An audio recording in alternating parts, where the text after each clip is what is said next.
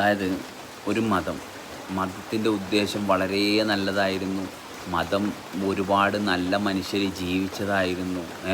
പിന്നീട് അത് എത്തിപ്പെടേണ്ടാത്ത ആളുകളുടെ കയ്യിൽ കിട്ടി. കാരണം ഒരു മതം ഉണ്ടാവാനുള്ള കാരണം അവനവനെ തിരിച്ചറിഞ്ഞ ഒരു കൂട്ടം വ്യക്തികളിൽ നിന്നാണിത് ഒരു കമ്മ്യൂണിറ്റി ഉണ്ടാവുന്നത്. പക്ഷെ പിന്നീട് എന്താ സംഭവിക്കുന്നത് വെച്ചാൽ, ഇതൊരു കുടുംബ ചരിത്രത്തിൻ്റെ ഭാഗമായിട്ട് മാറുമ്പം, അല്ലെങ്കിൽ ഇത് ചരിത്രത്തിൻ്റെ ഭാഗമായിട്ട് മാറുമ്പം തിരിച്ചറിവില്ലാത്ത മനുഷ്യരെയാണ് ഈ കാര്യങ്ങൾ ഏൽപ്പിക്കേണ്ടി വരിക. കാരണം തിരിച്ചറിവെന്ന് പറഞ്ഞാൽ അത് ഇന്ന ആളുടെ ബാപ്പയും ഉമ്മയും ആയതുകൊണ്ടോ ഇന്ന പരമ്പരയുടെ ഭാഗമായതുകൊണ്ടോ പാരമ്പര്യത്തിൽ നിന്നോ കിട്ടുന്നതല്ല. അത് അവനവൻ എങ്ങനെയാണ് ജീവിച്ചിരിക്കുന്നതെന്ന് അറിയുമ്പം ആ ഒരു സറണ്ടറിങ്, അല്ലെങ്കിൽ എന്താ പറയുക, ആ ഒരു നന്മയിൽ നിന്ന് രൂപപ്പെട്ട് വരുന്നതാണ് തിരിച്ചറിവെന്ന് പറയുന്നത്. അതുകൊണ്ട് തന്നെ അങ്ങനെയല്ലാത്ത ആൾക്കാരുടെ കയ്യിലാണ് ഇന്ന് മിക്ക മതപ്രസ്ഥാനങ്ങളും. മനസ്സിലായോ?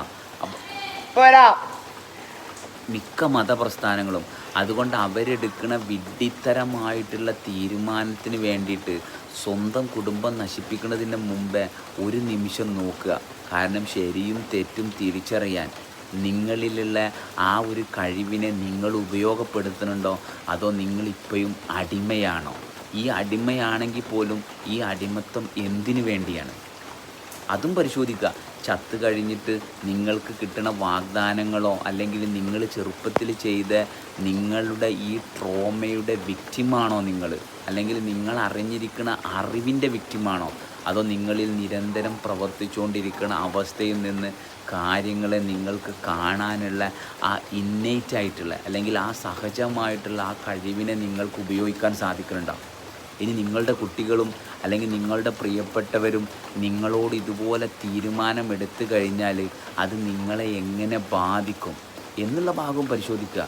എന്നിട്ട് മറ്റുള്ളവരുടെ വിഡ്ഢിത്തത്തിൻ്റെ ഇരയാവാതെ സ്വന്തമായിട്ട് അവനവൻ്റെ ജീവിതം ജീവിക്കാനുള്ള ആ സാധ്യതയെ തിരിച്ചറിയാം. അല്ലാതെ എന്താ കാര്യമുള്ളത്? വല്ല കാര്യമുണ്ടോ?